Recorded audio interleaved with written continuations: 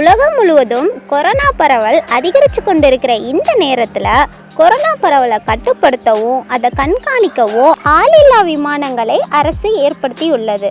ஆளில்லா விமானங்கள்னா என்ன, அதை பற்றிய தகவல்கள் மற்றும் கொரோனா பரவலை இது எப்படி கட்டுப்படுத்துதுன்றத இந்த வீடியோவில் நம்ம பார்க்கலாம்.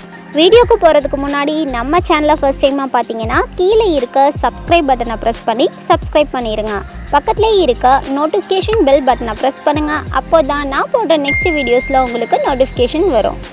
ஆளில்லா விமானம், அதாவது தானியங்கி வானூர்தி என்றும் அழைக்கப்படுது. இந்த ஆளில்லா விமானத்தை ஆங்கிலத்தில் ட்ரோன் எனவும் அன்மேண்ட் ஏரியல் வெஹிக்கல் எனவும் சொல்கிறாங்க.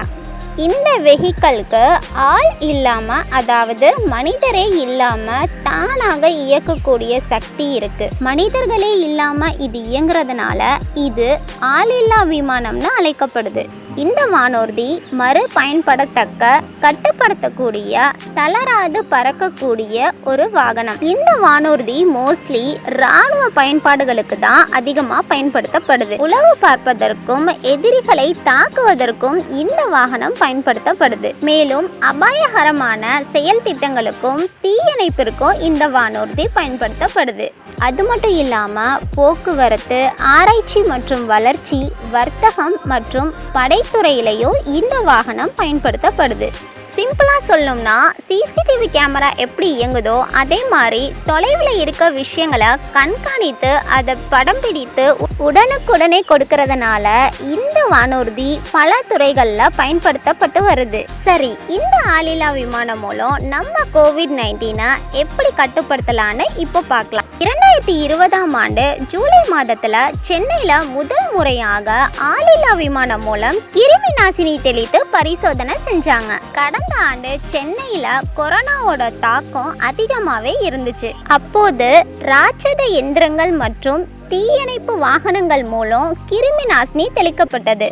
இந்த நடவடிக்கைக்கு அப்புறம் ஆளில்லா விமானம் மூலம் இயற்கை முறையில் கிருமி நாசினி தெளிச்சாங்க. இந்த கிருமி நாசினி மேல இருந்து தெளிக்கப்படுறதுனால அடுக்குமாடி குடியிருப்புகளில் இருக்கிறவங்களுக்கும் கிருமிகள் தாக்காம தடுக்கப்பட்டதா சொல்லப்படுது. தற்போது ஒரு வார காலமாகவே ஊரடங்கு அமல்படுத்தப்பட்ட நிலையில் அரசு பொதுமக்கள் பொது இடங்கள்ல நடமாடுறத தடுக்க அரசு பல நடவடிக்கைகளை மேற்கொள்றாங்க. அதன் விளைவாக குடிமங்கலம் பொள்ளாச்சி ரோட்ல அரசு விதிகளை மீறி ஊர் சுற்றுபவர்களை தவிர்க்க ஆளில்லா குட்டி விமானம் மூலம் போலீசார் கண்காணிப்பு பணியில் ஈடுபட்டு இருக்காங்க. இதற்கிடையே தளர்வில்லா ஊரடங்கு அமல்படுத்தப்பட்டுள்ள நிலையில் மதுரை மற்றும் மதுரை புறநகரில் தேவையின்றி ஊர் சுற்றி திரியும் நபர்கள் மற்றும் அவர்களின் இருசக்கர வாகனங்களை போலீசார்கள் பறிமுதல் செய்தனர். இதைத் தொடர்ந்து பேருந்து நிலையங்கள், முக்கிய சந்திப்புகள், வீதிகள் உள்ளிட்ட இடங்கள்ல கண்காணிப்பை தீவிரப்படுத்தும் நோக்கில் ஆளில்லா விமானத்தை பறக்கவிட்டு விழிப்புணர்வை ஏற்படுத்தினார் மதுரை காவல் துணை ஆணையர் சிவபிரசாத் அவர்கள். இந்த நடவடிக்கைகள் ஒரு புறம் இருக்க, கங்கை நதியில பிணங்கள் தூக்கி எறியப்படுறதை தடுக்க ஆளில்லா விமானத்தை தொடங்கி வைத்தார் உத்தரப்பிரதேச முதல்வர் ஆதித்யநாத் அவர்கள். உத்தரப்பிரதேசம் மற்றும் பீகார் மாநிலத்துல இறந்தவர்களின் உடலை கங்கை நதியில தூக்கி எறியப்படுறதை தடுக்க பல நடவடிக்கைகள் எடுக்கப்பட்டுச்சு. இருப்பினும் இறந்தவர்களின் உடலை கங்கை நதியில தூக்கி எறியப்படுறது தொடர்ந்து கொண்டே தான் வந்துச்சு.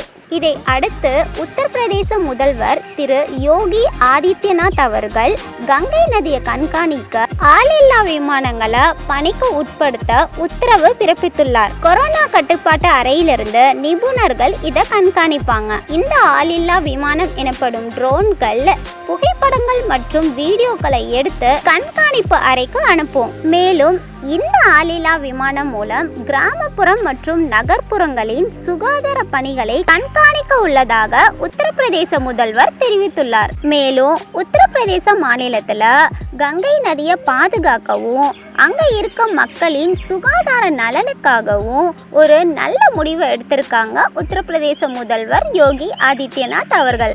அது மட்டும் இல்லாமல் தமிழ்நாட்டில் பல இடங்களில் ஆளில்லா விமானம் மூலம் தேவையின்றி சுற்றி திரியும் மக்களை கண்காணித்து வர்றாங்க. ஸோ எங்கே போனாலும் கேர்ஃபுல்லாக போங்க, தேவை இருந்தால் மட்டும் வெளியில் போங்க. கொரோனா பரவலை கட்டுப்படுத்தவும் கொரோனாவை முற்றிலுமாக ஒழிப்பதற்கு அரசு பல நடவடிக்கைகளை எடுத்துக்கொண்டு தான் இருக்கு. இதற்கு நம்ம பங்களிப்பு வீட்டில் இருக்கிறது மட்டுமே.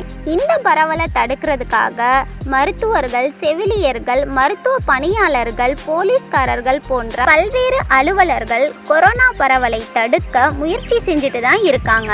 அவர்களுக்கு நாம் செய்கிற ஒரே உதவி வீட்டில் இருக்கிறது மட்டும்தான். எனவே வீட்டில் இருங்க, மாஸ்க் அணிஞ்சிட்டு வெளியில் போங்க. இந்த வீடியோ உங்களுக்கு பிடிச்சிருந்தா லைக் பண்ணுங்கள், ஷேர் பண்ணுங்கள், கமெண்ட் பண்ணுங்கள். இந்த வீடியோவுடைய ஃபீட்பேக்கை கீழே இருக்க கமெண்ட் செக்ஷனில் கமெண்ட் பண்ணுங்கள்.